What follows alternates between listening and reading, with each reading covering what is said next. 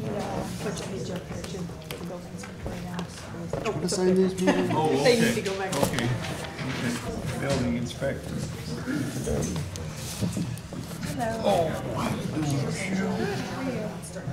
Okay, we got a couple of minutes. Not many, but a couple.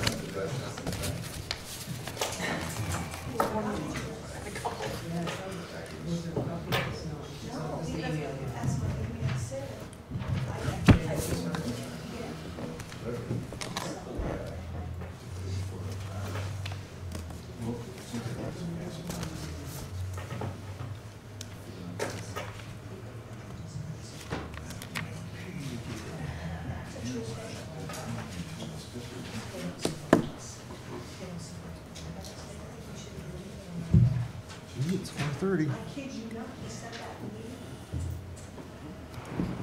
4:30.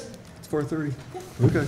All right. Being 4:30, I'd like to call to order the Public Safety Committee meeting of September 27th, 2018. Can I ask for a roll call, please? Counselor Dowell? Here. Counselor Kelly? Here. Counselor Armstrong? Here. Counselor Ansel? Here. Okay, and item number 1, public comments. I'd ask anybody from the public to come forward if they would like to address the council. Anyone? Apparently there's no one, so we'll move on to item number 2. Reports from department representatives and discussion with councilors. Number 1, we have the report from the Parking Violations Bureau for August 2018 that we received electronically earlier. Does anybody have any questions on those? Or I believe we can show them if there are questions that should arise. All right? Any questions on that? There apparently being none, we'll move on to item number 2. Proposal from Police Chief Ritter on community policing and an outline for presence of the downtown area. You would like to comment, Chief? Yeah, I would Okay, love him bring to that. comment. Yes. Yes. All right. So last week I had the opportunity to speak with Councilor Dowdle and Councilor Kelly as well as Mayor Reed. So I'll be really speaking to Councilor Armstrong and Councilor Ansel. Several months ago, I was approached by 2 people in the community, Ted Kowalczyk and Mark Hamilton. Mark Hamilton being the Director of Public Housing in Plattsburgh, the Housing Authority. They had a pretty novel idea which centered around establishing a housing authority presence downtown in collaboration with the Plattsburgh Police Department. So we talked about it for a little while and came up with the determination that we should move ahead with this project. It's really contingent on there being a building available. There are no buildings available currently, so we moved on to the contingency, which would be to lease this space. This would not be what the ultimate goal is, but it would allow us to establish a sort of police substation downtown. I'll get into a little bit more what that would be comprised of, but for all intents and purposes, there would be a Plattsburgh Police Department second location. Can you just describe, though, why it's Mark Hamilton's perspective on why the Public Housing Authority should be involved in this? For me, Yeah. purely from the sense that he is an intelligent Okay, communicator. all right, that's fine. He's the kind of person Yeah. that I want collaborating with. All right, I appreciate that And completely. can I, not to interrupt, I don't want to break your stride here, but also because eventually the housing that was not presently available, so that's why we're looking at leasing, the housing itself could be turned into, could go to the Plattsburgh Housing Authority, is that correct? So yeah, ultimately the goal is to have the development arm of the housing authority purchase a building downtown, provide affordable housing downtown, I like that. like on Clinton Street. Yeah. Of which this would become part of. Of which, you know, this is really the preliminary Right. stage because there are no buildings currently that lend itself to be purchased. Yeah. You've also Okay. got a long-standing relationship with the PHA, and you've got an Absolutely. officer devoted to them all. Yeah, I know through the that various part. programs. Good points. So when I spoke to Councilor Kelly and Councilor Dowdell, I came from the standpoint that we had found a location that we would like to lease.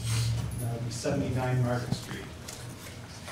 It would require a council resolution to authorize me to sign a lease with the property owner. And that's really why I'm seeking your input and asking for at least your verbal endorsement so I could communicate with the property owner and then move to as early as next week, present to you a resolution to authorize the signing of that lease.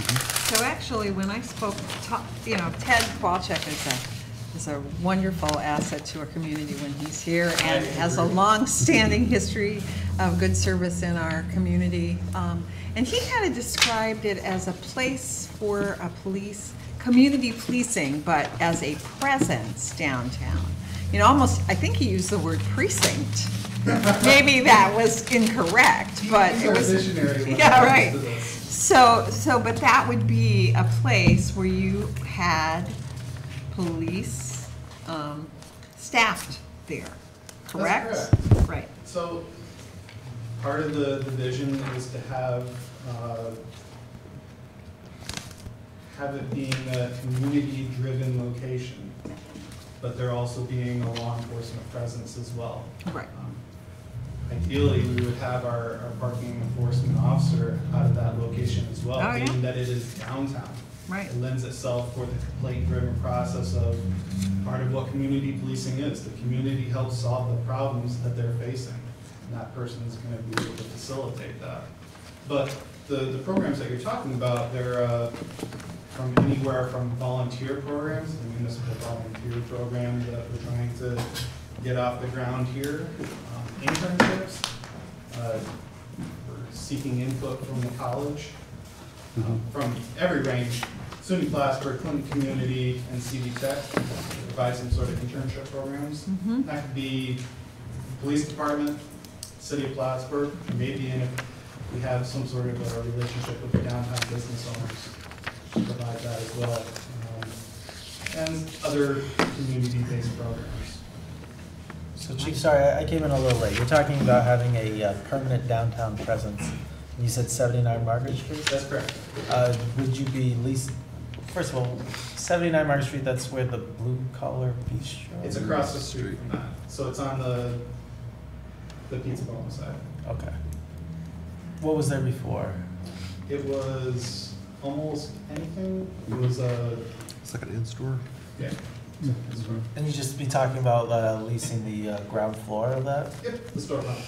And how many officers would you envision being stationed there at a time?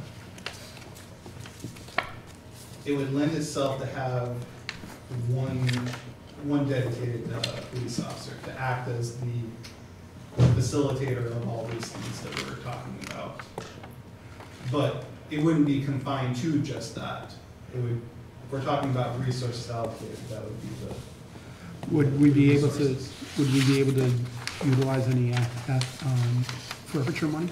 So that is, at the onset, that is what we will use to fund this program. 12-month pilot program.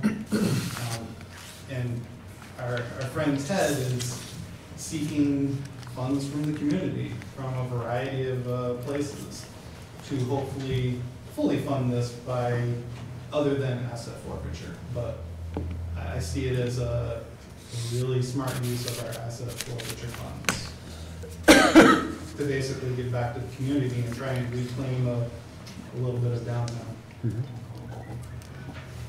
Yep, wonderful. I'm on board. Okay. I know I just briefly covered it, but do you have any questions about it? It probably would also help when school's in session. Well, Yes, no? There are potentials for that. Well, Would you have a holding cell there? No. I imagine this would be helpful at 2 a.m. would it be open at 2 a.m.? It wouldn't be open in like a business where our officers would have access to it, though. It could be a place where, to give you just a quick use of it, someone steals something, like someone steals money from Pizza Bono. The normal process is the person has to be brought to the police station to take a deposition and/or an affidavit of ownership, which is a time-intensive procedure for basically a misdemeanor arrest. Whereas if we had a location downtown that they could walk 50 feet and back, provide the documentation, have it signed right there, it would really speed up the process of arrest for these low-level offenses. So that's a potential use as well. And approximately how much would a lease cost there per month? We settled on $1,200 a month, which is a steal. Yeah. For an officer to say it's a steal. Yes. No, I mean, so I gotta give a lot of credit to the property owner. He saw the value in this and is really conceding a lot of revenue that he could have potentially to lease it to someone else. So I have yet to find somebody that doesn't want to get behind this. Who is the property owner? That name is not off the top of my head. Karen. It's Karen. I also think too, many of you have been downtown at 10 or 11 at night. Is a very different place than during the day, and often you'll have one of your vehicles at the corner of Bridge and Margaret Street. Instead of having a vehicle, they're having a storefront that's lit and a little bit more accessible, I think would really help with that engagement of our local citizens as well. Would the public have access to go in and out of there if there's someone there? And if,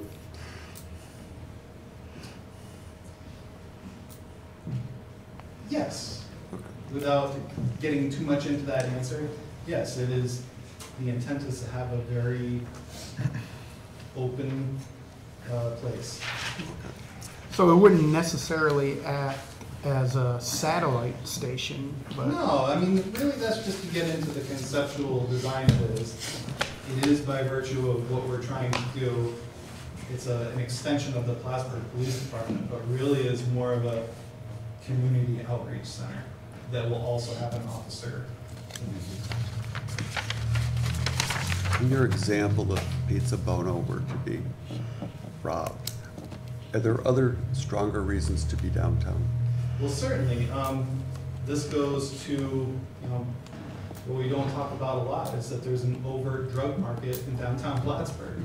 And this is to disrupt that overt drug market. I'll share a sobering statistic with you. There was an article that WCX did, it was yesterday or today, and it was about the amount of used syringes that are collected in this area. In the last 4 months, our department has collected 9,400 used syringes. That means a person calls and says, I found some syringes on the sidewalk. I found some syringes at the base of the monument. I found some syringes by the train tracks. 9,400 syringes. That's just a reminder of the grip that intravenous drug use has in this community. That's just in the city of Plattsburgh. Over how long a period of time? 4 months, since June. Because I gotta give more credit to the Alliance for Positive Health. They stepped up and are taking our used syringes and helping us defer that cost that it would normally be absorbed into the city of Plattsburgh's overall budget to dispose of these. So I very quickly realized that we can't do this on our own, and having these partnerships are essential. So they help us out. So the 9,400, is that including the receptacles and everything, or is it just? That is just the ones that Just- Plattsburgh okay. police officers go and Okay. collect based on complaints. All right, The kiosks are a separate number. okay. That's how we're able to separate that number and give a pretty accurate Right. number when it comes to that. Creates more impact on that figure. So back to the point that you made is that having a satellite office will help aid in disrupting that market. Okay. How long has that storefront been empty now? I wouldn't say more than a month or two. There's been a lot of work done inside, so it's in very, very good condition. Could I join the Downtown Business Association? How much would you estimate any renovation costs or? 0. So it really is turnkey. It requires very little in terms of office equipment that we can probably locate within the city. Desks, computers that we have.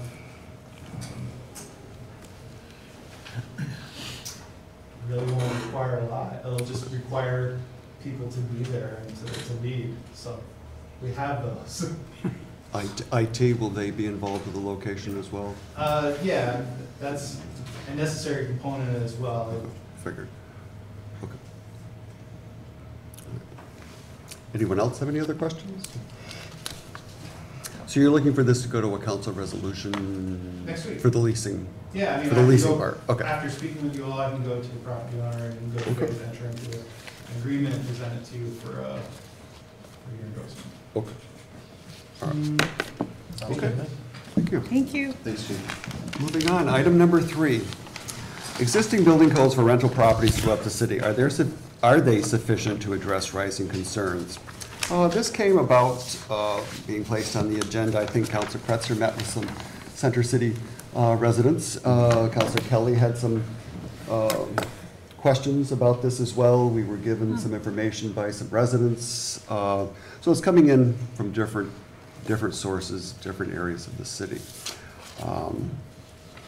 And this apparently, the question simply surrounds rental property, so if we could just simply focus on that. And I would ask Josh, what I could just, was brought forth? like I mentioned, it was about a week or so ago, I met with a number of downtown residents, and I could just give you a few examples of what they were looking at, and they actually, identified that it's obviously, and I think we all know, not the people who are living and own and are living in single-family homes downtown in regards to like trash or problems with trash removal or garbage.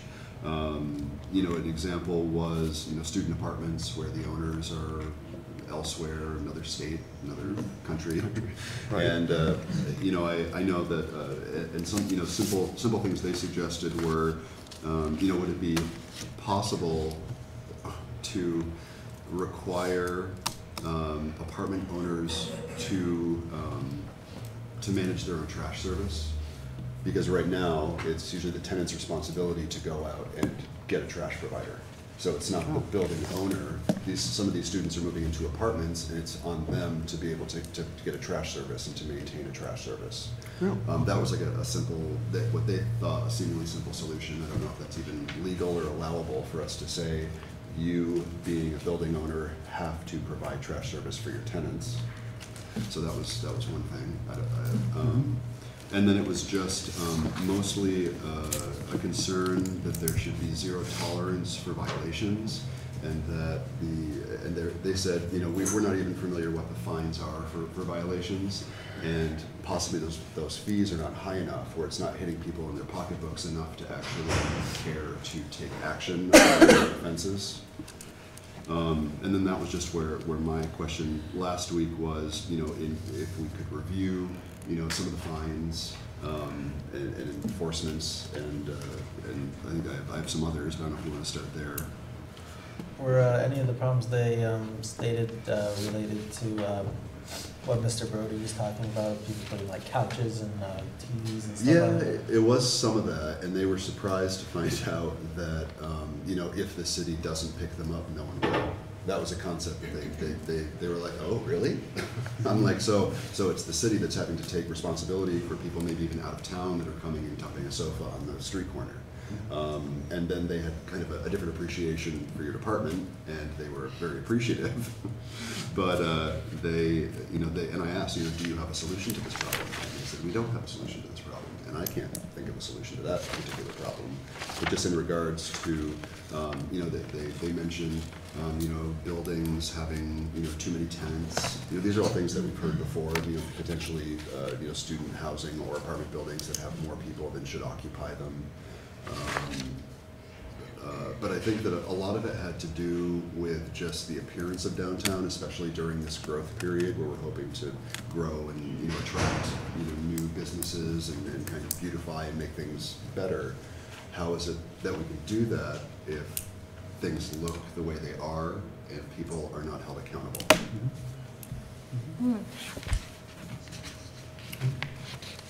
I guess my question would be simple. Does the building inspector's office feel like they have the tools necessary to enforce building codes? And are the codes themselves strong enough in your estimation to do the job? And the fees associated with violations? Yes.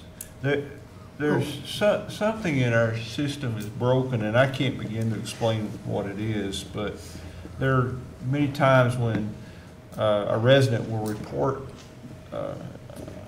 a violation in their neighborhood, and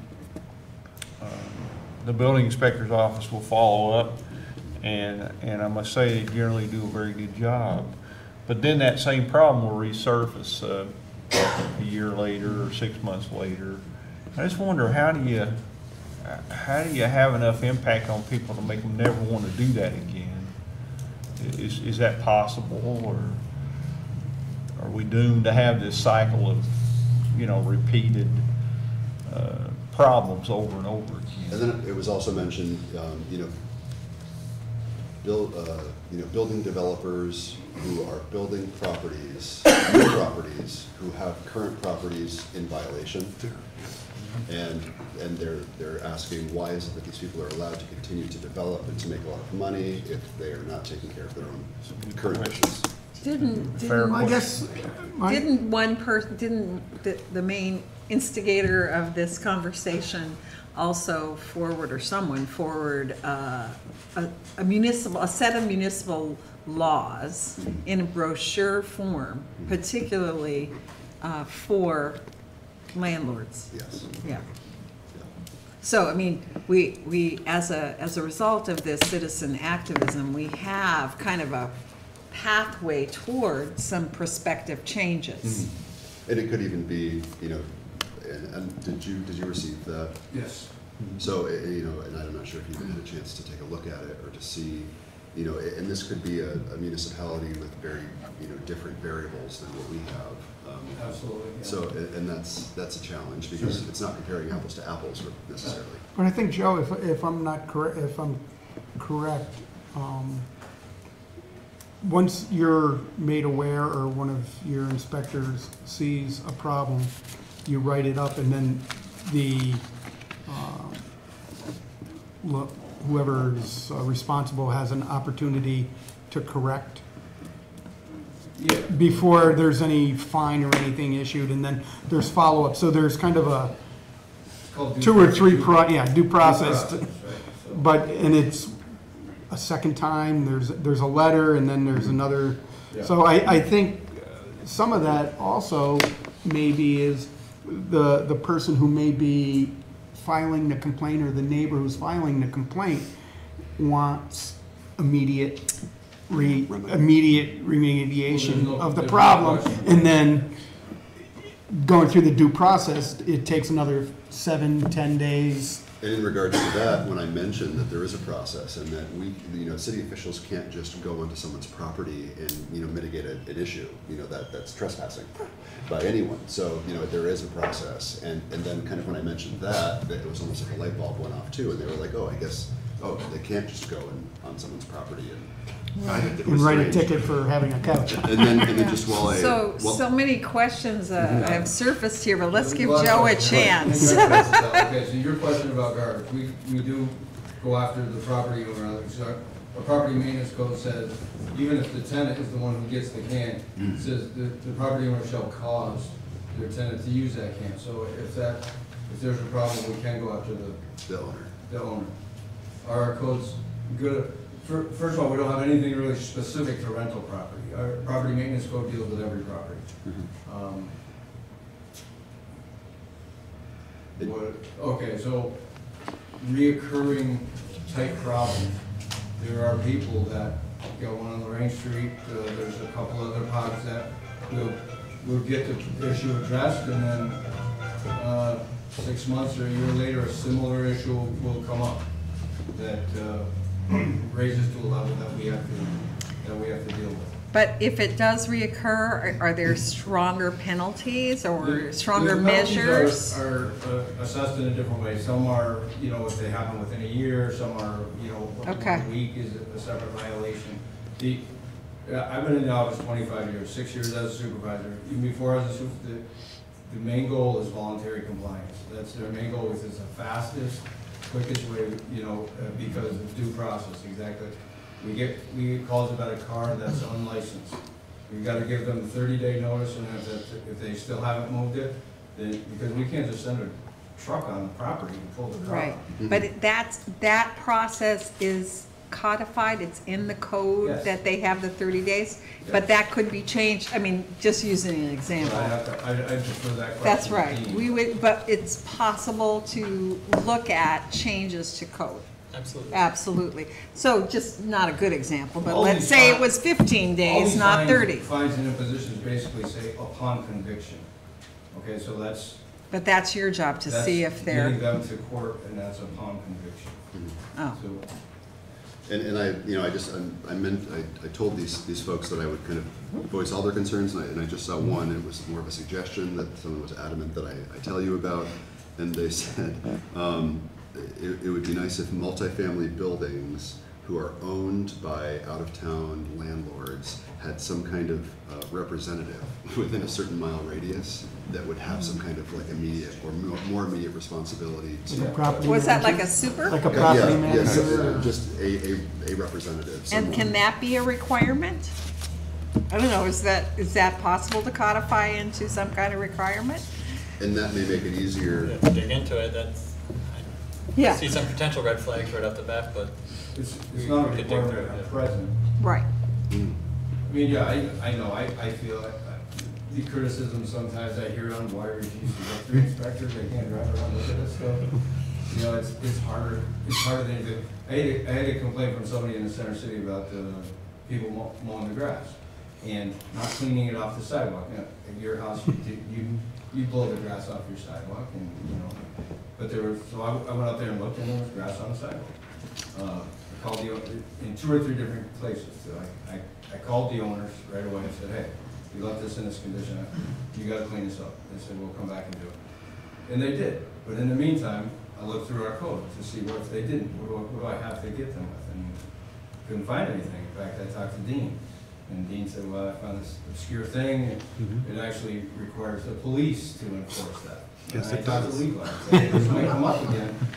And then Levi says, yeah, but I gotta tell you, this is the kind of offense where I have to see somebody do it. Uh-huh. So this is where mechanisms could be changed. Yeah, so, I potentially. mean, I don't know that we wanna create a law that has us chasing around every piece of grass, but I just wanna show you that, that's one example of something that shouldn't seem difficult. And they did clear off the sidewalk, I just did some research to see what if they didn't. Yeah, So I had a conversation with Joe earlier this week about this issue and about how we could look at the code to be much more proactive in taking care of these problems. And he recognizes that. He needs different tools, and I'd recommend we put together a group that's willing to look at some model codes elsewhere and see where our code is weak and give him some of the tools. But you can only work with the stuff we give you, but we want to give him better tools. That's what I'd recommend you do. I guess I'm just curious, you know, what would be an example of some fine amounts for violations of different things? If you know any of the top of your head, or Top of my head, let's see, our zoning ordinance, which has, well, the property maintenance code, which I mentioned, is you can find somebody up to $1,000. and that's discretionary, Well, that's, or depending on the offense. we could try it, and the judge would probably reduce it if we asked for $1,000. Well, some of our fines are down to $25, are they not? Isn't there a certain group? Parking, there's, So I mean, different fines that are, but the property maintenance code, which we try and use a lot, is up to $1,000 or you're in jail. Okay. Well, I would just point that it's 5 o'clock now.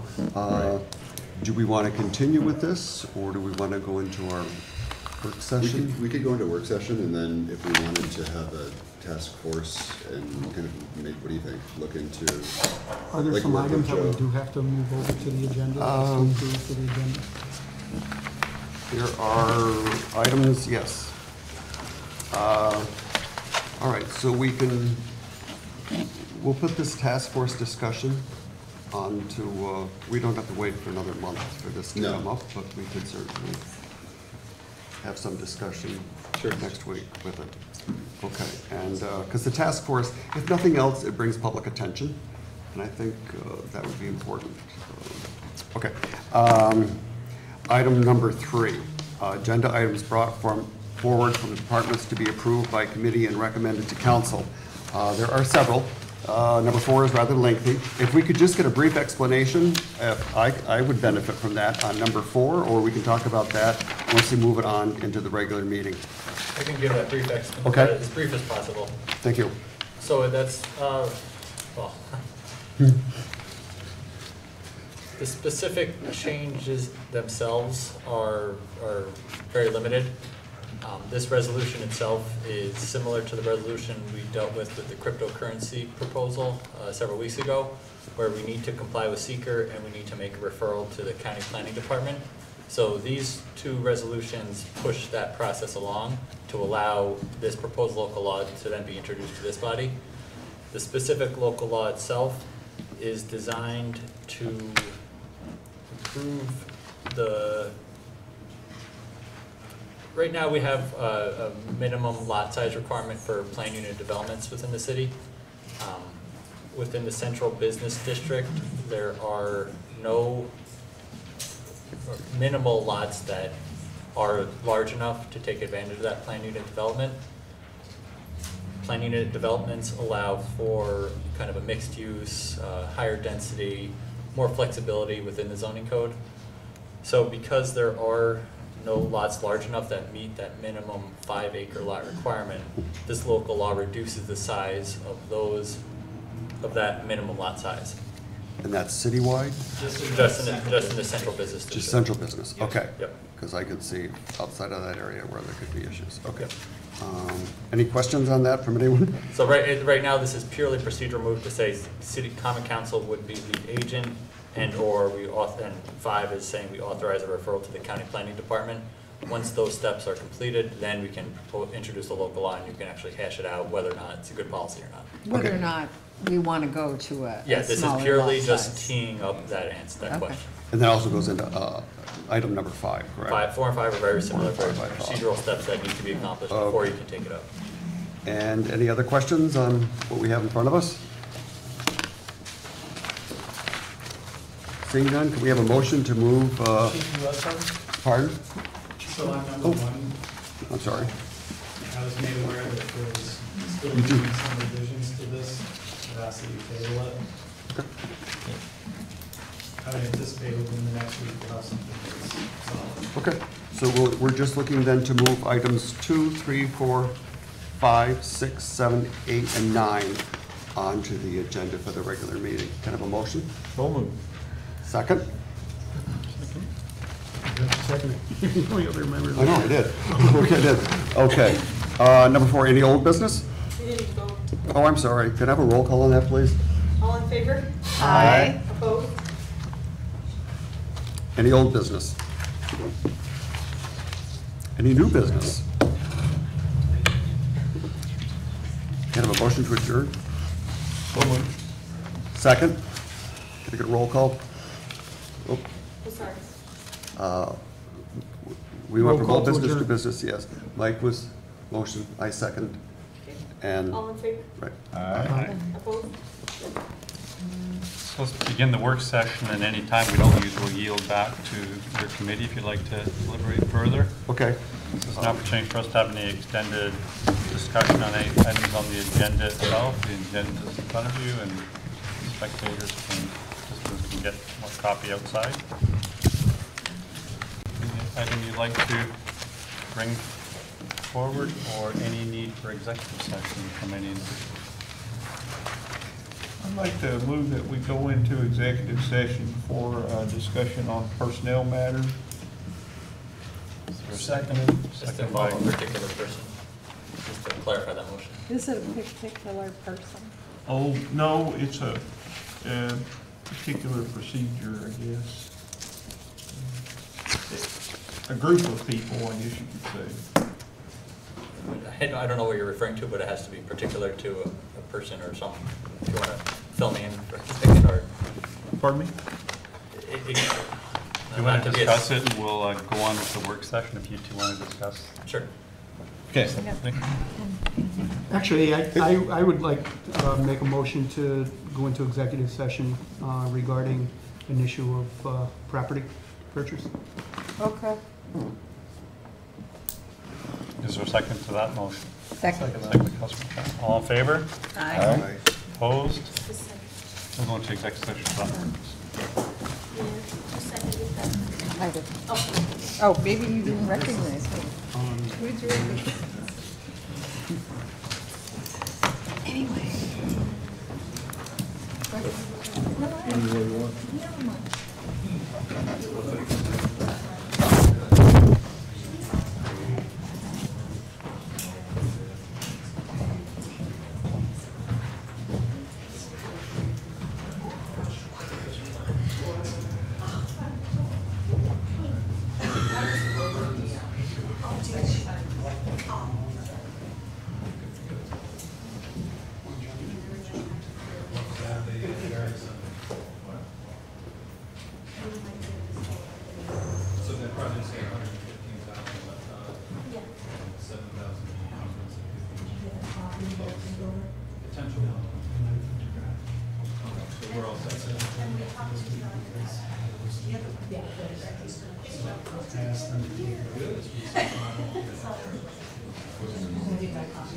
No, I'll find it later. Thank you. I foreshadowed what this is going to be. It doesn't take 2 years. It's not even.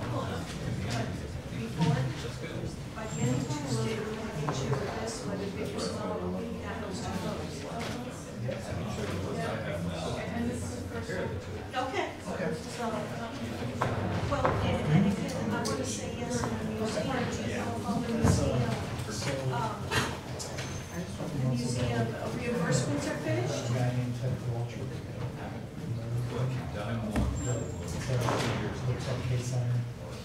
Now, wait a minute, let's talk to the Champlain Valley Transportation Museum. Well, you've got to find a little more temporary money for me to come back and look into that, because that's really is my temporary service. And I can get my need done Wednesday. But still, the reimbursements. Oh, but that's from the museum then, right? It's all the DOT money. I mean, that's, it's gonna take a little bit for me to get into that. From the actual Dr. Navarro.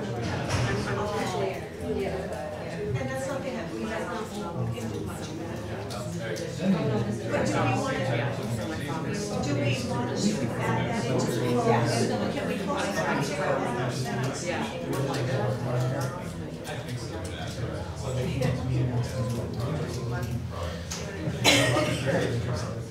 Well, yeah, and I want to see Joey put in all the reimbursements from the DOT. Yeah, do it every winter. So then we have to. And there's other things that I don't look for. We're working on putting the council and we're finding agreements, we're putting that in. This is what you draft. You gotta put this money in for visitors. So whatever I find, whatever draft. Yes, everything happens in here, we just use that room, but it's this is for all council meetings. So my question is, if it says that anyone's not, that's here, it's right down here. When I'm doing it, I'm starting to.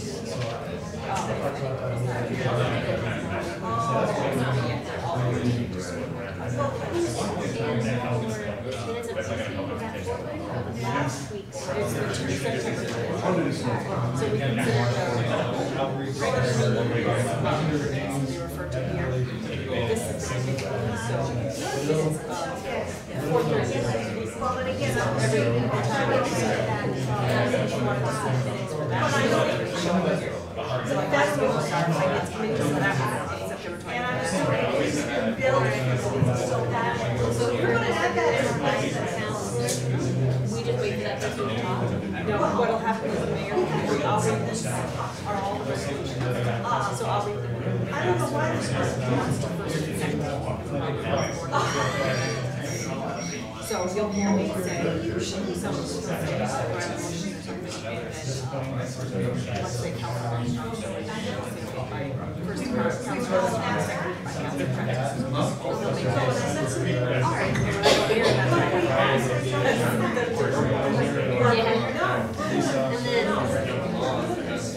So those resolutions will go through, and there's a public trial. So this will be the first time that the council didn't have to, it has to be on an agenda, it's on the agenda. So you'll hear that in our last, the public wants to talk, and then we're, if they don't, let's say nobody wants to talk, then we'll move on to the first and second and all that. The vote, you'll hear, if everybody votes in affirmative, or they'll say no. So if you're adopted, it's a yes. If you no, withdrawn is a. But you're not gonna hear that because they don't make that motion, what you're gonna hear is the vote, so we'll say, let's say, 4 will say no, 1 will say, 2 say yes, and that means you'll hear me say, or if the mayor, or I will say, never. Alright, so you just check, yes or no. But otherwise you'll say, like, this one, they were talking about in the committee, this contract, you made it from committee meeting to this meeting, but you may hear them say, that you may hear them make a motion to table that, that's when you are table. If you say, I can't, check our, just say no. Then otherwise you'll just move on. Everybody can hear more, we have to have at least 4 affirmative votes in order to pass. So at least 4 people say yes. We're not going to say, oh, it's not.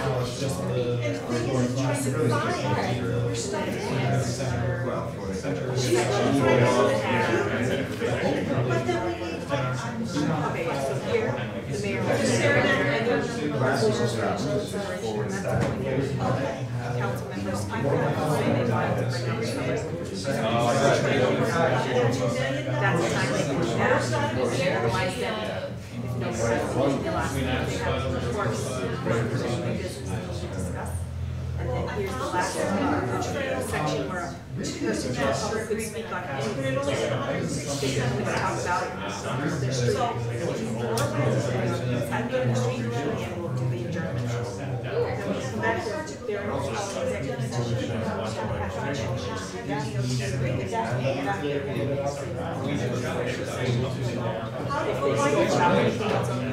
Councilman first said you want to speak about your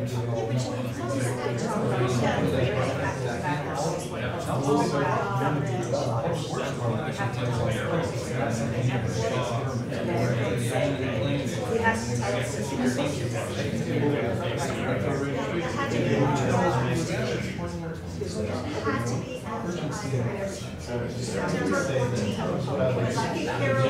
These 6 folks and the mayor cannot meet together.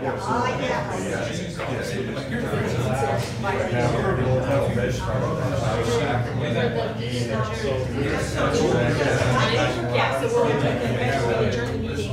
You just have to watch it.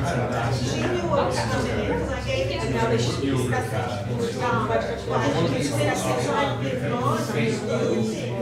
Building inspector, she was supposed to discuss the budget, because they're not here in the middle of working on the budget. So they should be discussing the budget, so we're here to do that. A little bit, we come back. Before we start. So they'll refer to things out there. That's what I'm saying. All right, thank you, Sarah. I say you should focus on the city.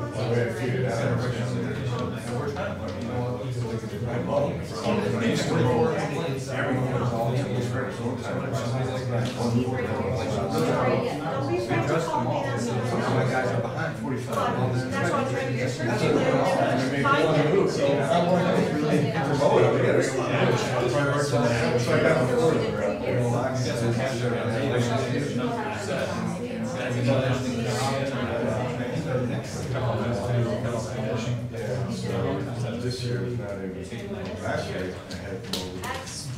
What I'm telling you, we're gonna have this big, What? We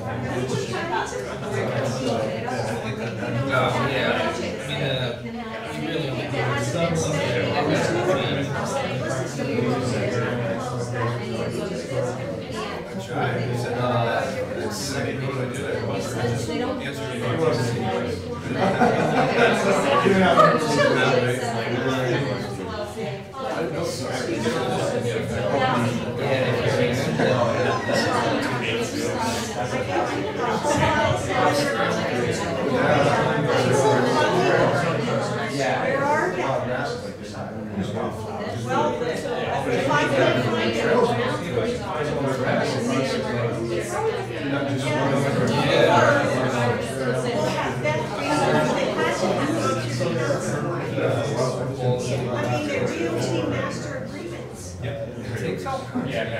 So there's a couple different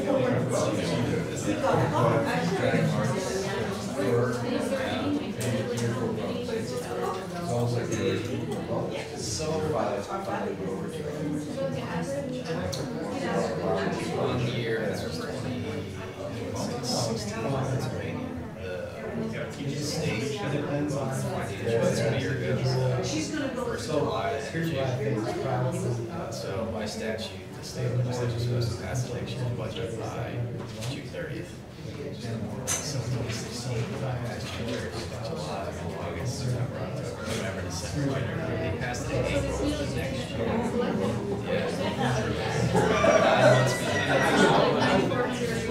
There was a school that I think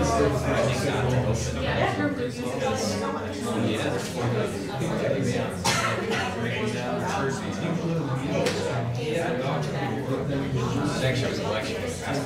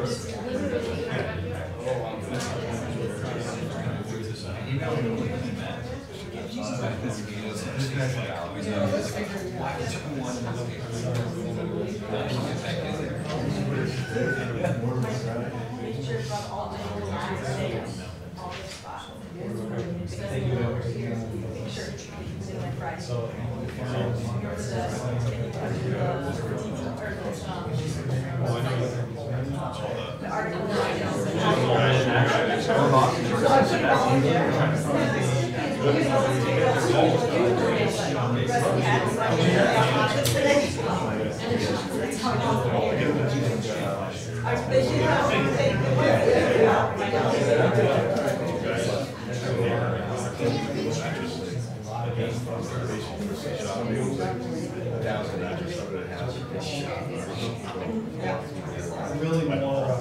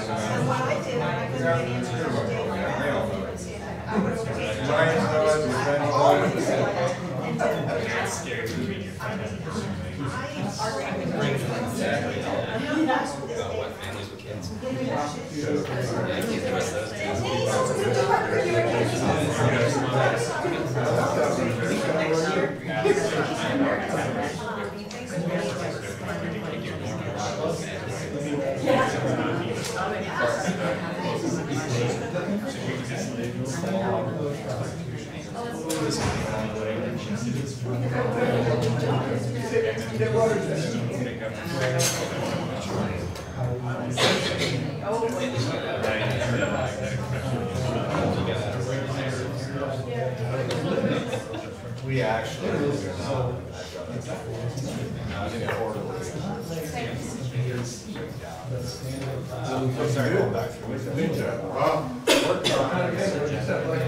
What's that? Yeah, so pretty good. So, yeah, he's starting to do it. How was that? We're down the beach the other day.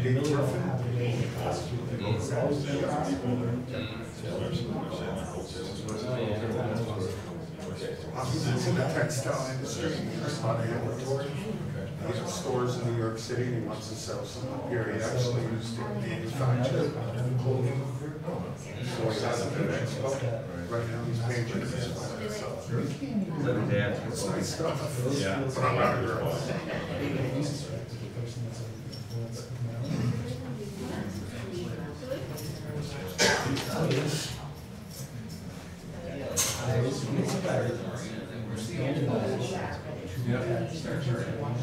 That's a pretty wild place. They used to, you get a big, Yeah. we started our building over, we're used to come up there, they used to bring ice in.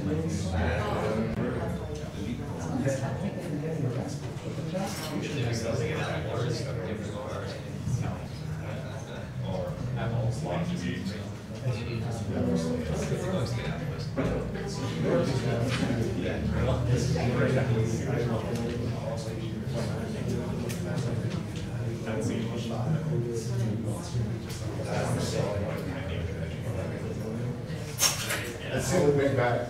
My mother just had one.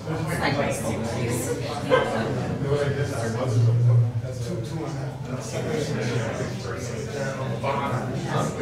And really,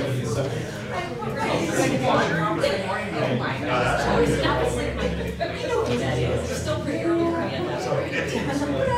9 o'clock is maybe that's when I start working. That's exactly what I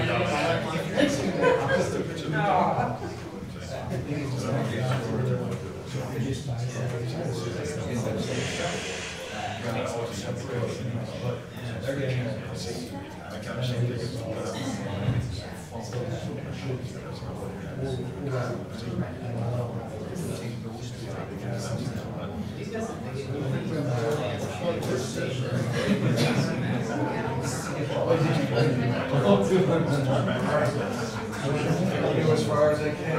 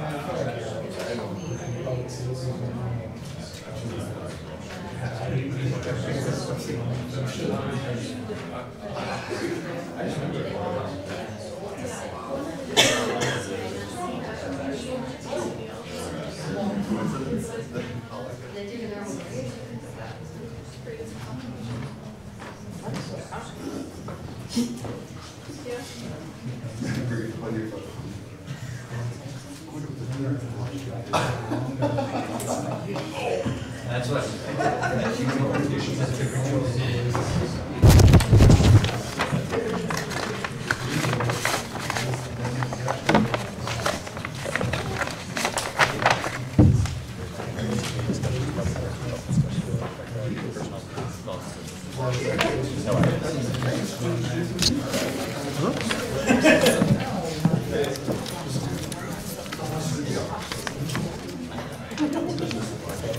We're returning from executive session. We discussed collective bargaining agreement discussions, property purchase, of which the public discussion would impact the value, and personnel issue involving a particular person. No actions were taken.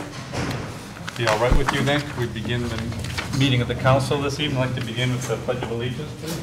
Pledge of Allegiance to the flag of the United States of America and to the republic for which it stands, one nation, under God, indivisible, with liberty and justice for all.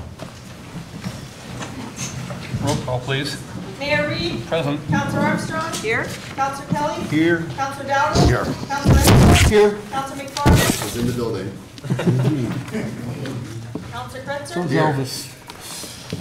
The brief comments, we had the pleasure to host Lieutenant Governor Kathy Hochul in the city earlier today.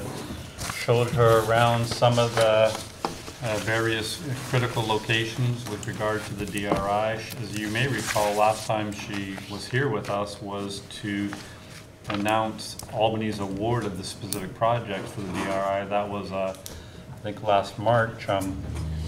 She understands that there is kind of a quiet phase that we go through where we're doing all of our due diligence and then contracting out with the consultants. But we explained to her that many of those deadlines are now ending, and we start in the more visible portions of the DRI actually contracting out with developers and that sort of stuff. And I believe many of you met and were briefed just earlier today on the progress of the largest of all those projects, the Durkee Street. So she was very helpful.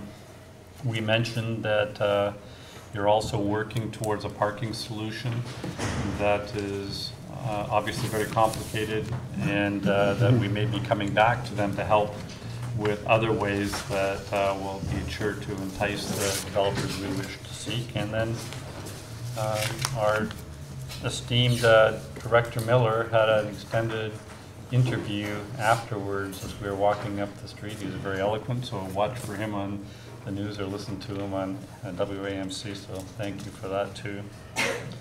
That's all I have today. Resolved that the minutes of the regular meeting of the Common Council held on September 20th, 2018 are approved and placed on file among the public records of the City Clerk's office. Moved by Councilor Armstrong, second by Councilor Kretzer. Discussion? All in favor? Aye. Opposed? Passed. Resolved that the payrolls of the various departments of the City of Plattsburgh for the week ending September 26, 2018 in the amount of $444,515.71 are authorized and allowed, and the mayor and the city clerk are hereby empowered and directed to sign warrants drawn on the city chamberlain for the payment thereof. Moved by Councilor Ensel, second by Councilor Kelly. Discussion?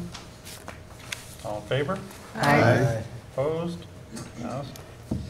You have electronically a number of reports this week, and any additional oral reports? Let's begin with governance strategy and city operations. Councilor Kretzer. I don't have any updates. Councilor Armstrong?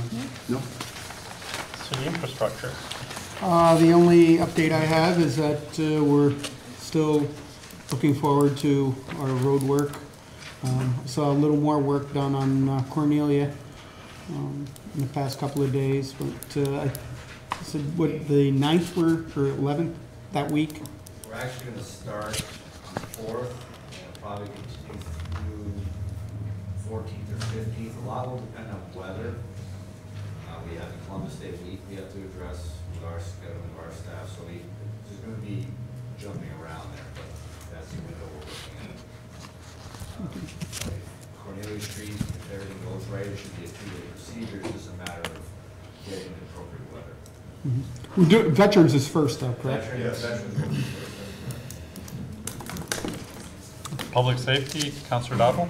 Oh, having met minutes ago, we had rather a lengthy discussion. Although the agenda was somewhat abbreviated, we heard from Chief Ritter about the community policing and his presentation for such, requesting the council have a resolution that enables him to lease storefront property with asset seizure funds. We had a discussion on building codes for rental properties throughout the city. There are concerns about especially multiple family student rentals. We did not get to the budget sessions with public safety with the building inspector's budget, but I anticipate we'll be discussing that this evening. And also we move forward several agenda items as listed, and that'll be it for the report. Mm-hmm. Thank you. And I skipped over finance and budget. I'm sorry, Councilor Kelly. Yes. No updates. Plattsburgh Public Library, Councilor Armstrong. I was absent. I'll have to submit the report based on the information I got next week. And MLD, Councilor McFarland. We have no real updates, although I will note that our CEO has had some health problems, so we are hoping for him to come through with his health intact. But other than that, no update. And he was ill for a while, but he's slowly back to work, and he expects to be fully back to work on Monday. But I've told him to not worry himself at all. Okay. Resolved, the reports as listed are hereby ordered received, and any written reports are placed on file among the public records of the city clerk's office. Moved by Councilor McFarland, kind of had his hand up there, and Councilor Wentz, second. All in favor? Aye. Opposed? Passed. There's no board recommendations at this time. Resolved that the bills ordered by the Common Council for the week ending September 28, 2018 in the amount of $740,907.23 are authorized and allowed, and the mayor and the city clerk are hereby empowered are hereby authorized and directed to sign warrants drawn on the city chamberlain for the payment thereof. Moved by Councilor Kelly and seconded by Councilor Dowdell. Any discussion? I have a question. On the expenditure of Prime Link for September 18th, phone and internet service fees and managed network, $12,051.95. Is that going to be a pretty standardized monthly fee that we're paying? Yes. So that equates to about $144,000 a year. Yes. Is that the figure we've heard consistently, 144,000? 65 and 83 right now, kind of works out to about 140. Okay, the That 60. includes the original broadband fees. They're now rolled up into, I think, so you're adding two categories, correct? Broadband and managed The normal service. annual, like we discussed last Week, right. The normal annual telephone bill is between $5,000 and $6,000 a month, depending on usage, so you're in the neighborhood of $60,000 a year. And what was added for the second half of 2018 was $41,284, or roughly prorated half of $83,000 based on the time frame from when it was implemented in July. So the $83,000 would be the annual fee. So what you're seeing is a normal monthly charge for the phone charges plus the $83,000 a year on a monthly basis. Okay. So yes, 140 would be the annual amount. Okay, 144. Thank you. Any further questions? All in favor? Aye. Opposed? Passed. This time we ask any members of the public who would like to come please address the council. We ask you to discuss any items on the agenda. This time we will have another discussion period for the members of the public at the end of the meeting for items that aren't on the agenda.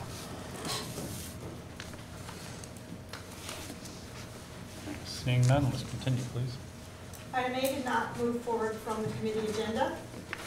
Item B, resolved. I'd like to make a motion to waive the readings and move the resolutions 7B through H, as well as 8A, as they came from committee approval.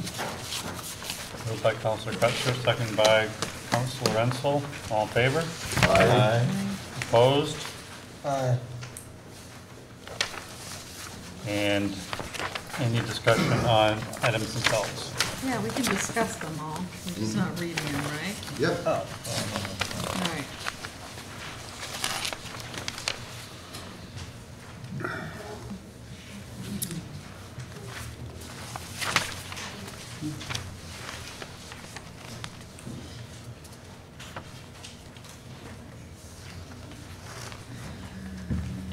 I have a question on item number G for the CDM Smith agreement of $66,700 funding the capital project H813055. So what is the purpose of this, John? Okay. Cumberland Avenue Pump Station receives a lot of its flow from combined sewers. So when it rains, a lot of stormwater comes in also. It gets pumped to the wastewater treatment plant for treatment. If the sewer flow exceeds the capacity of the pump station, the sewers then overflow to the lake. We have a number of permitted CSOs throughout the city. This project will take that overflow that now occurs on the corner of Cumberland Avenue, flows across the road and through a field down to the lake, and it's going to convey it underground so that the public's not exposed to it directly on the land surface.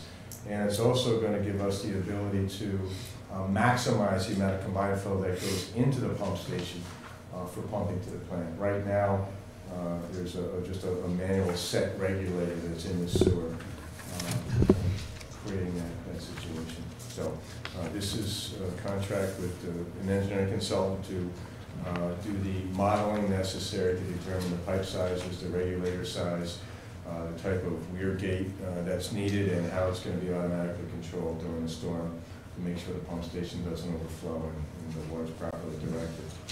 Also includes permitting and bid assistance and the design of the contract documents and all that.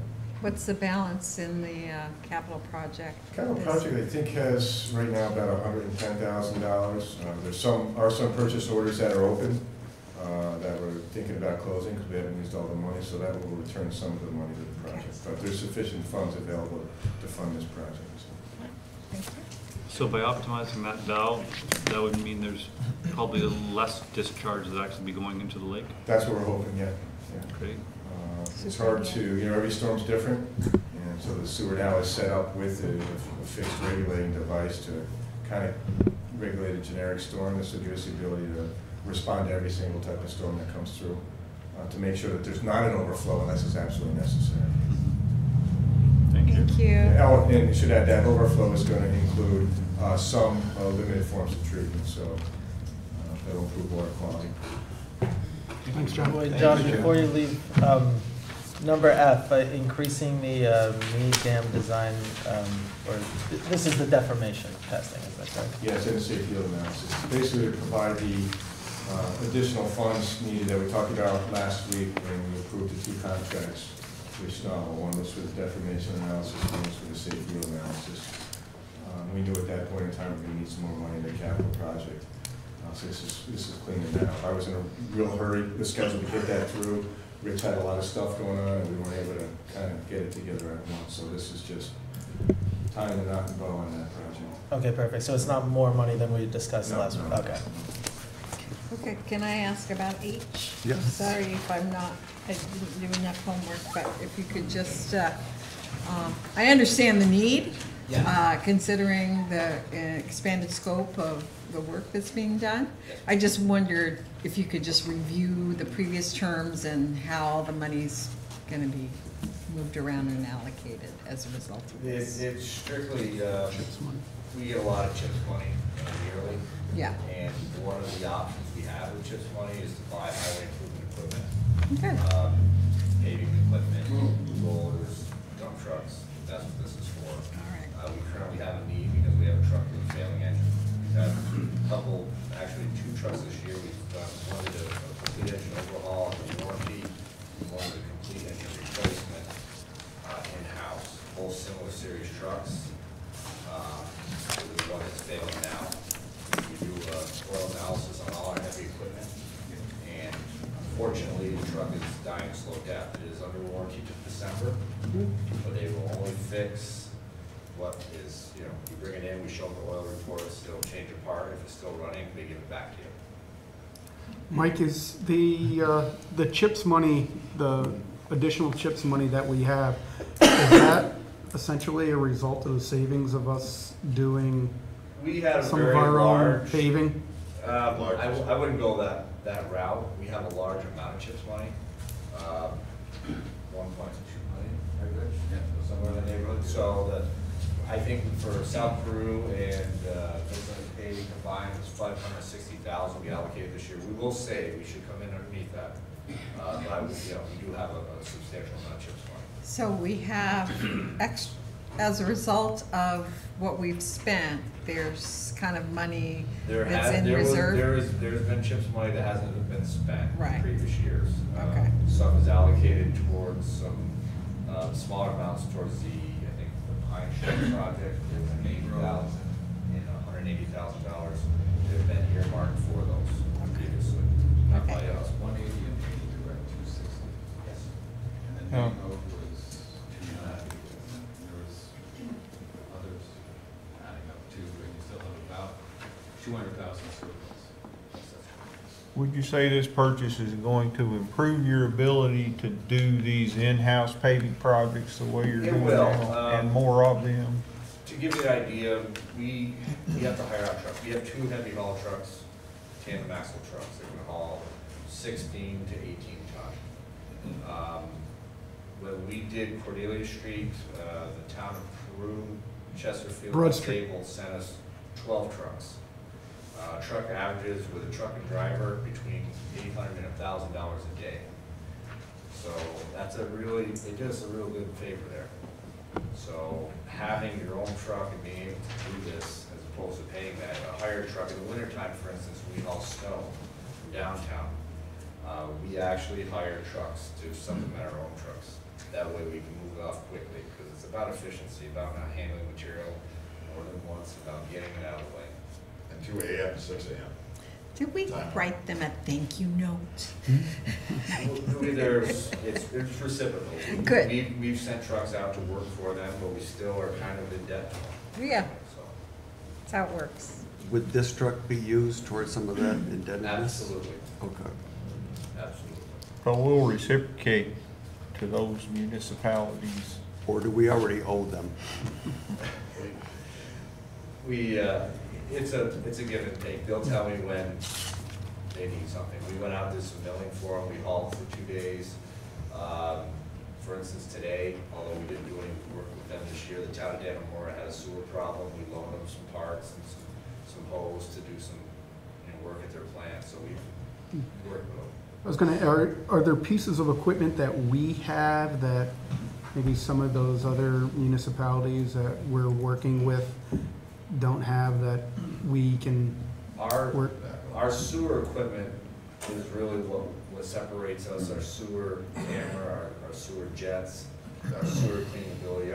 Most people have the backhoes that we have, but those are the specific tools that make us different.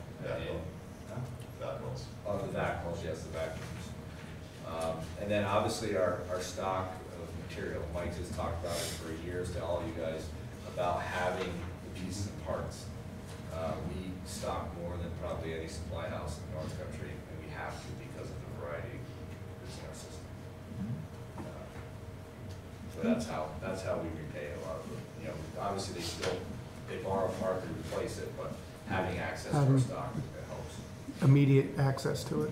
Yes. Good neighbors. Very good. Shared services. That's right. Thank you, Mike. Thank you so much. Thank you.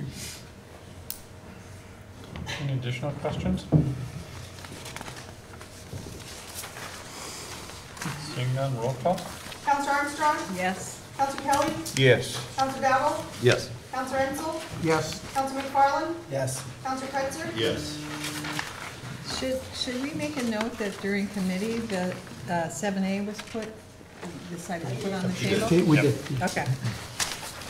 Any items for initial consideration? Or new business or additional council reports? Councilor I Ensel? just have a question. It dawned on me this week.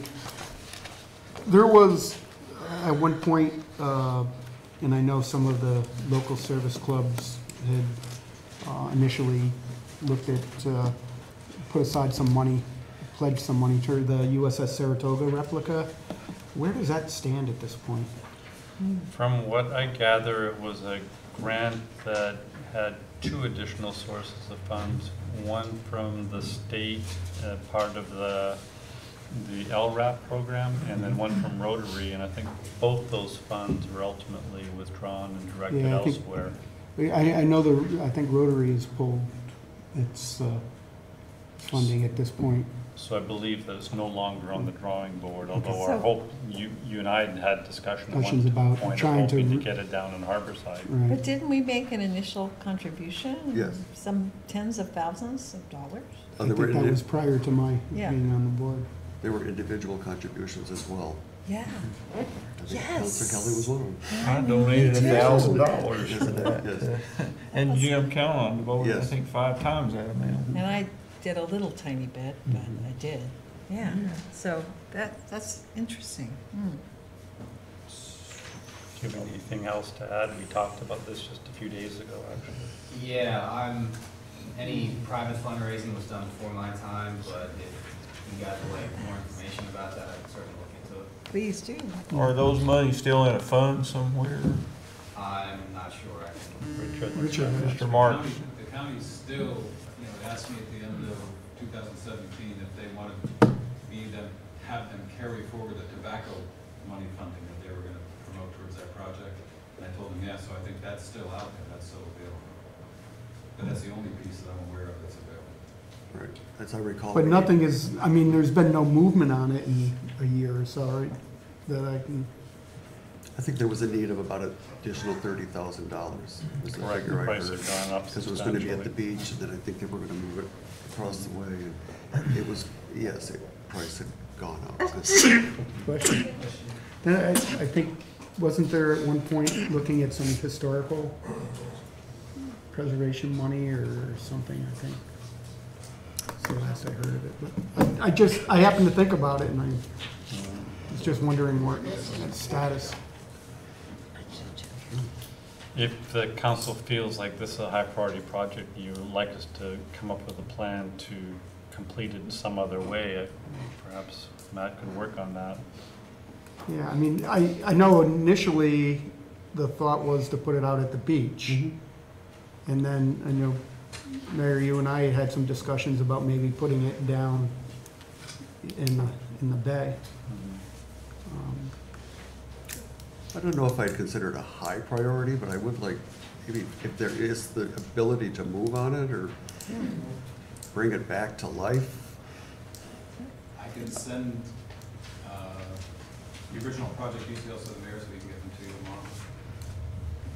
Seems like it needs Look at the original project costs and what the scope of it was. I still have all those details. Because I think we were feeling pretty good about it until we heard the escalating costs attached to it. Okay, we'll work on that. I have Councilor one Kelly? council report to make, and that is that the mayor and I met regarding IT expenses and our concerns about that. And we've asked Joshua Kretzer to join us, and our plan next is to meet with department heads next Thursday, I believe, and discuss it in their monthly meeting a little bit. So, Dale, I know you frequently ask questions about IT expenses. You did tonight, as a matter of fact. So maybe we'll have some answers soon. Well, thank you for following through on that. I know that kind of we recruited you guys to work on that, and I appreciate the fact that you've met. I will say, on a completely unrelated note, the ethics board has been meeting. We have our first two complaints. We're meeting again tomorrow to discuss furthering those investigations. Good news. Any other additional council reports or new business?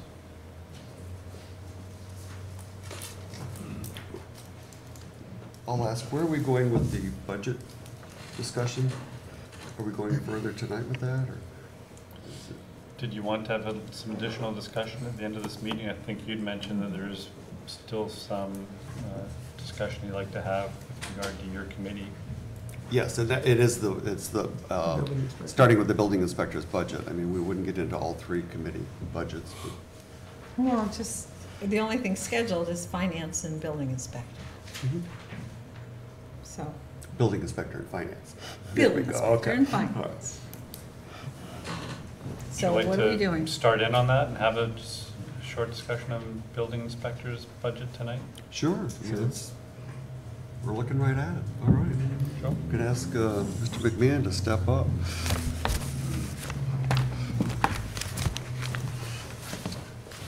I don't mean to I don't mean to downplay your budget, Mr. McMahon, but it's probably not the main course of 2019, but we do want to hear about it, of course. So it looks like there's a 7.7% increase, which there is. I'm gonna throw a but in there, and a large portion of that is separation pay. I got an inspector who is eligible to retire in 2019.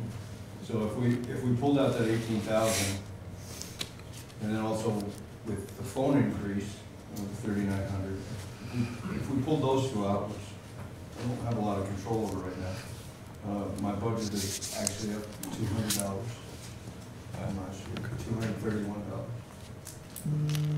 Okay, and we talked, you mentioned separation pay. You also had a retirement this year, correct? We had a retirement this year. Okay, so that's a good point. We didn't budget for that. So had we budgeted for that, that was 24,000. So if that was in last year's budget, that would be a $6,000 decrease in the separation pay for the potential for next year. Okay, and then the gap between that item, Was there a true gap, or was there vacation time between retirement and new hire? Specifically with that personnel, Yes. there was a month-long gap. Okay, did So that? she retired at the end of May. We had somebody in place at the beginning of July. Okay, but was that a true vacancy, or was there still being a payroll being met during that month? That was a true vacancy. It was a true, so how much was saved during that time? Is there A month's worth of pay. Okay. And, By the way, I have that coming up again. My new secretary is taking a position at the yes, Plattsburgh City School District. okay. Yeah, So we're going through that process all over again. okay. And was there a It's a painful reclassification? process. Feel your pain. Was that item reclassified, was renamed? It was, yeah, it's, a senior clerk is the title. Okay. All right. Do you expect another gap between filling the opening? I do. We're Okay. working the civil service right now, and I don't expect to have that position filled by the time this person leaves. Is there any expectation that you'll have interim clerk? No. Okay. Would that mean then, Joe, that actually one of your inspectors or somebody would essentially have to stay in the office, so you That's lose exactly street right. Yeah, service? We all do it. Okay. Based on this absence that's anticipated? Yeah, I mean, we all do it when somebody's on vacation too. I've got 5 people in the office. When one person's gone, we're down 20%. And so you gotta make up for it somehow. We all cross-train, do a little bit of everything. And if I can ask, a lot of the complaints that we talked about tonight, are they brought in person? Are they brought to you electronically? When somebody calls in about an issue that, you know, this is broken, my neighbor's doing this. Is that done in person, phone calls? Is there one way that's used more than others for that? Complaints in general are called in. They are called in. We do, on average, about 600 complaints a year. Okay. How about in-person complaints? Is that? We don't get a lot of in-person. Oh, you don't, okay.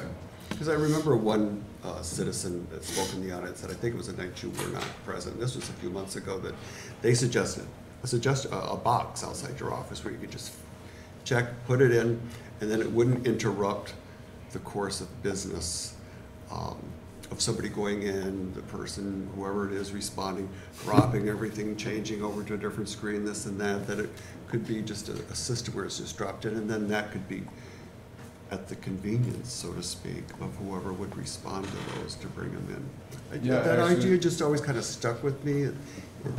It might be one way to address some of the 600 complaints, but it's not a terrible idea. Right, that it was just you know, just another avenue to pursue that. Has there ever been a suggestion there could be an online complaint system? We do. as well? There is have an online. Yeah, complaint okay, system, yes. yeah, okay. So that is available. Yeah. But we still, Good. most of the complaints are call-ins. They want to talk to us, explain, you know, what their concern is. Some of them turn out to be not valid complaints. We talk through it.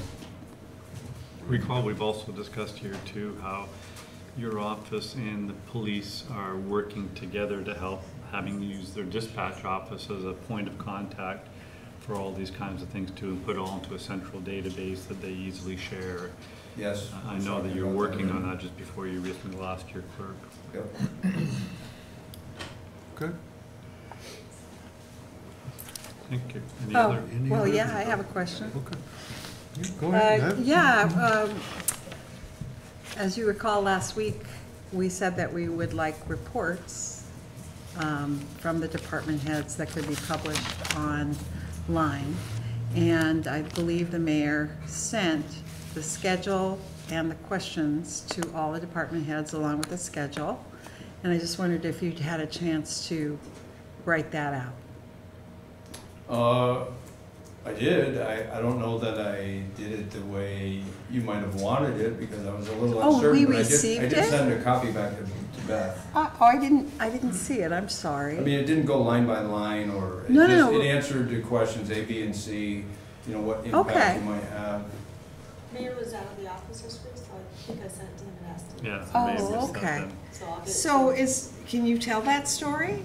That you put in that report? I don't know if I have that. It's Okay. not a long story. All right. Once upon a time. Actually, if you have the questions in front of you. I do. You know, I'd be I do. happy to try and answer it. Number one, analyze the positives and negatives of implementing the 2018 budget. Okay, so my 2018 budget, I don't see that it's gonna have a negative impact.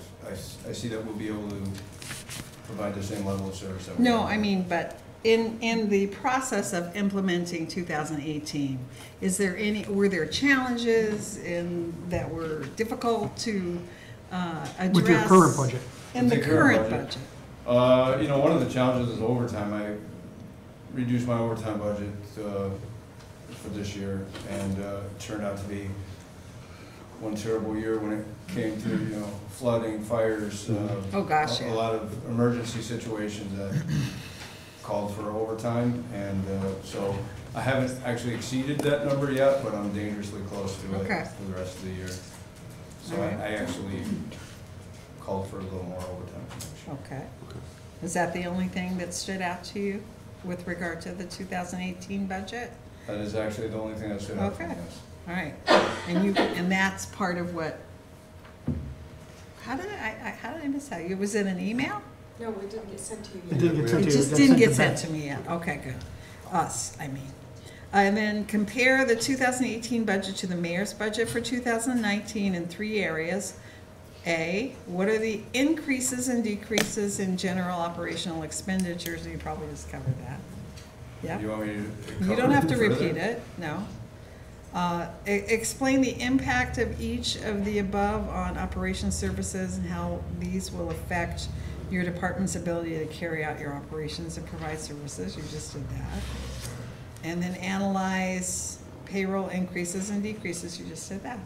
So I think just for the purposes of organization and just us digesting the information and the public who happens to view it, we're gonna publish this online, but if you could just address things in that order with those reference points, that would be helpful. Okay. All right?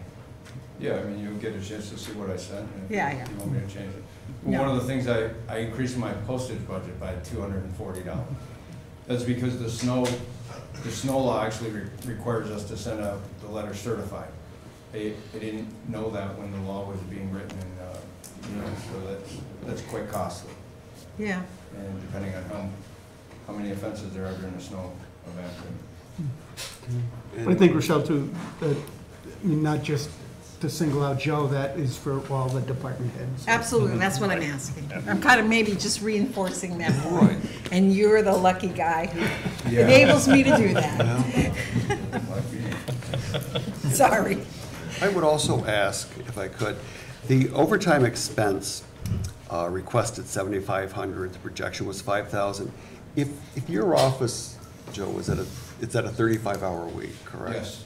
If it went to a 37 and a half or possibly a 40-hour week, would that equate to $7,500? I don't expect you to do the math standing here, but I would just be curious to know. Okay, I think I understand the question. First of all, I don't think we could do away with all the overtime anyway. No, Even if we. because we it'd did be that, into the because evening. There's only meetings once a month that staff has Disasters. to be present, take minutes, and then we get called out in the middle of the night, stuff like that. So I'm assuming that's what your question is, right? Could that 7,500 Right. translate? Increasing hours eliminated. Right. It would likely reduce the need for that sum, because some of that overtime I do try and use for special projects.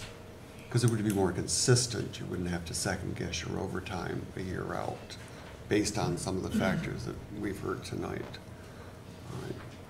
And staffing has remained pretty consistent in your office. There's always, even before you, we had the building inspector, we had the code enforcement. It's pretty much the same. I know you got back Yeah, when I community was hired, development. I was the 5th person that was hired, and there's been 5 people in that office since then. Okay. And community development was shared with one of those items at one time. Is that the way it works? Oh, yeah, with the revolving. One of our One fund. inspectors transitioned, but no, we had 5 from, when I came on, I was the 5th person. 1 typist, a building inspector, 3 field inspectors. So when you came on? When I came on in '93. Okay, not as the, okay. So you basically had the same staff since '93? Yes. Yeah, you have the hedge law. Okay. Among a few other things. Okay, thank you. Very roughly, that you asked the extent that moving to 37.5 or 40 hours per week would affect his budget, probably in the neighborhood of $15,000 to $30,000, of which some of it would then be offset by presumably a little bit of reduced overtime too. Right. But with all these issues we heard earlier in the evening also about zoning code and things like that, even without that consideration, it might be something, and we've talked about this annually, about increasing the hours in the office. Yeah, we talked about it. Yeah, We I talked know, about it. you know. And it goes away. My office has never been busier than it is right now, you know, with DRI stuff, the flooding of the park, where they were replacing 50 mobile homes with, we had to inspect the foundations, demolition, college. It's just, we're trying to keep up. Got the herb base now too, okay. All right, well, maybe we'll talk about it again next year. All right, oh, I won't be here, okay. Thank you. Thank you, Joe. Thanks, Joe. Thank you, Joe. Still come to meetings? We'd love to have you. Well, thank you for that. Keep us on our toes. Thank you for that. Any additional new business or council reports? I might just very briefly, I sent you all, Beth sent you all our press release. We reported out to the public the result of the audit from the comptroller's office. I don't think it's any surprise. We had the score that Richard had calculated on using the worksheets that they provide us with. And so we weren't surprised at the score of 64.2. As you know, the worst category for fiscal stress is 65. So we did narrowly miss the highly susceptible, and we were in that moderate category. But it really just reaffirmed what the external audit has been telling us, the Moody's audit, when they dropped our bond rating down a couple, but fortunately they also changed our outlook from negative to neutral. So we're seeing a recognition of our past challenges, but also a recognition that we're making some hard decisions, starting to turn this around. It's going to take a couple of years. I wouldn't be surprised, by the way, if next year's comptroller's fiscal stress score is similar, or could even worsen a little bit, because we are just so close to that highest category. But I'm pretty confident that the work you're all doing, within a couple of years, we're really going to start to see dividends in it. When I went on the website, I think we were number 11 or so on there. Of all municipalities, and number 5 in cities. 5, yeah. And Financial Restructuring Board, they said a similar thing to us as well. So this isn't a surprise, but I think we're moving in the right direction. There's no reason to be pessimistic about it. I think it's just a reflection. It just takes a little while and a lot of diligence to do the things that we're doing, but it is showing dividends, and I'm not concerned. It's just we all know how hard a work it is. Okay. Any other councillor reports or new business? Seeing none, is there any public comments? And this avenue for public comments is on any issue of mutual concern, so please come forward.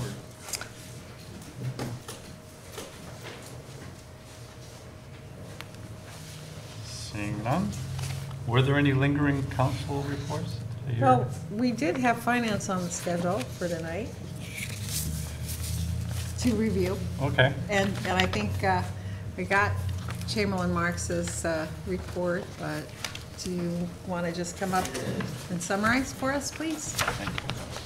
Can we display his budget on the? I didn't remember You did. you were doing his, That- but that's I've got the other one, the big budget. That's I right. think We we're just okay want- without it, Mike. You can Can't see just it tell anyway. us the story. Okay. Okay, fair enough. At least I can't. So I sent you the detail of the finance budget. Thank you. Every line item. It includes 10 people next year, which we have reached that status as of this week. So we have one more person than we did last year this time.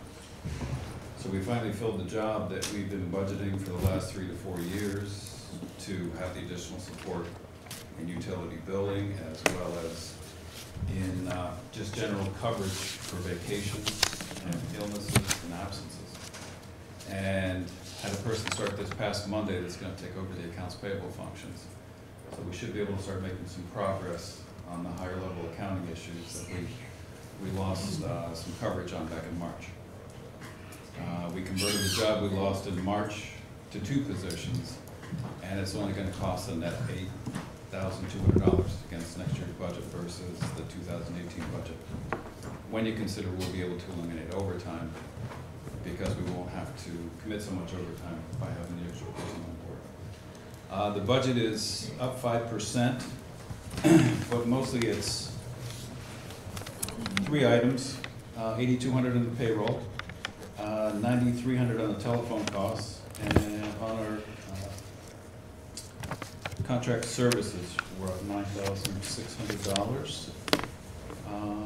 And that is because of additional software costs, software support costs that we have. So the actual cost of the payroll is only 1.6% more with that individual being added, that position being added. When you compare it to our 2017 actual, we're actually going to be $1,000 less than that based on 2019's budget. Any questions on the details? Or I haven't answered all those questions yet, but I can certainly put that together. I formulated the answers already, but I just have to write them down, send them to Beth so she can give them to you. Thank you, and I appreciate the worksheet you provided. Yeah, that one details every line item. Right. Every expense. That's very helpful. It's pretty much, you know, it dictates what we have to do. Right. We have so many overhead items that have to be done, and that's where it is. It's a You little have bit the higher on the contract services as well. 170% increase in telephone. Yeah. Everybody's. But we're working on it. The estimate is that additional service cost is going to be $98,000. Your total is $49,000 for each 6 months in the mayor's office during the budgeting sessions. So I put in $98,000 and allocated that across the board. Now, whether that's going to come to fruition or not, based on the RFPs we're going to do and so forth, remains to be seen. But at least we budgeted worst case on it. The other item that's up in our contract services is we have to do a full analysis of the future cost of post-retirement benefits for healthcare. It's a $7,000 cost every other year versus a $3,000 cost in the interim years where you just do an estimate. So it's going to be a full-blown report for 2018. It's an unfunded mandate from the state, is that correct? No. Isn't the state rule that they're changing the way we have to report long-term post-retirement liabilities? The GASB 45 requirement, I think, is still in place for this year. So that's why we're doing the full-blown estimate. I know that there's a GASB 70-something and 70-something else that are coming in, but I don't think they affect the year 2018. The postage increase, Richard, is just for projected increases? That's an estimate, and actually, I'm hoping that that's going to turn way around for us, because we're going to be mailing in a different fashion.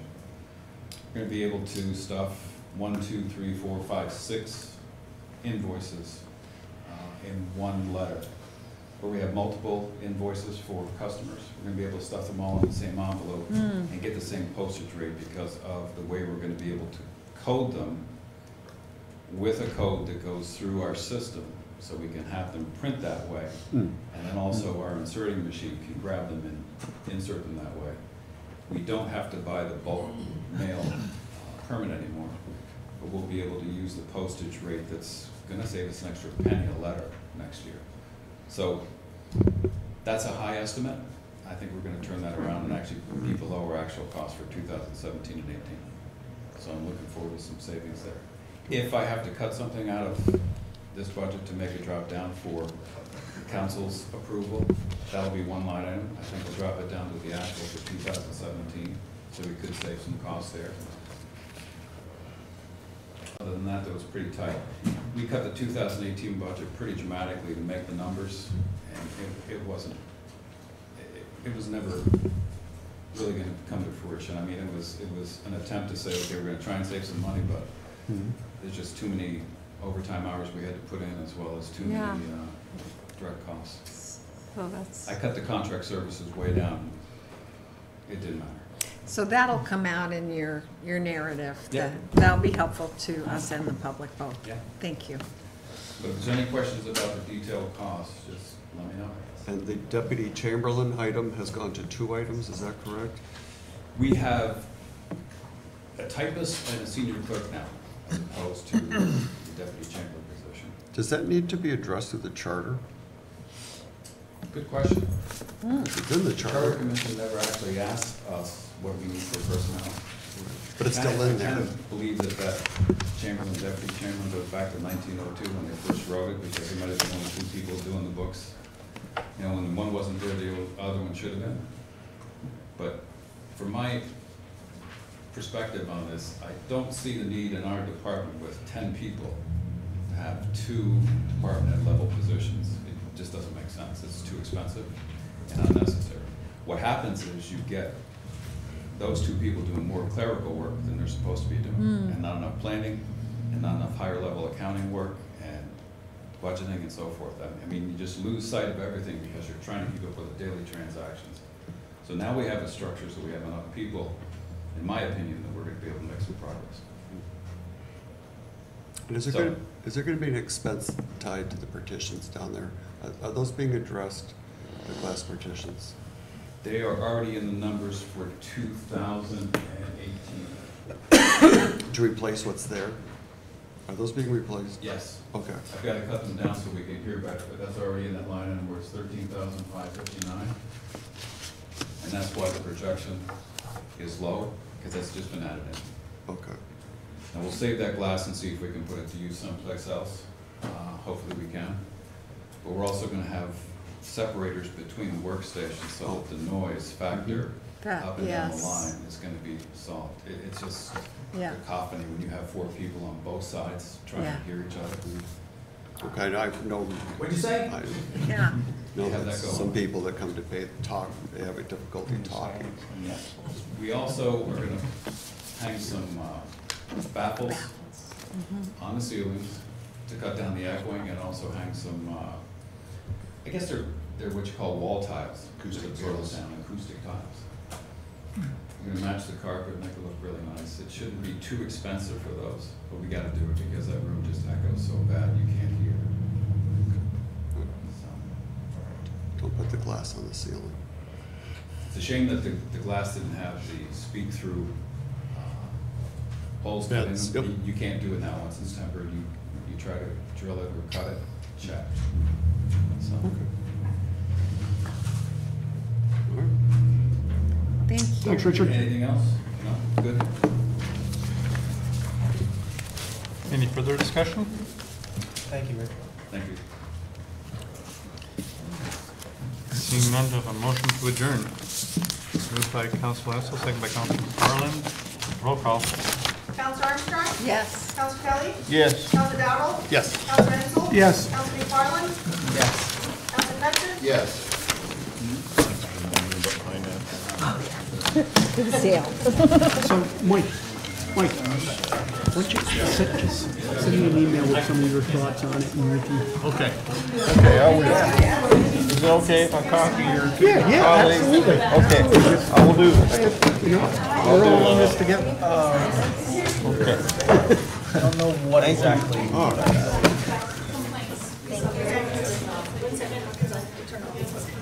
There's 2. So the other one was just created like not too long ago. We've had one for a little bit. Bring those over here.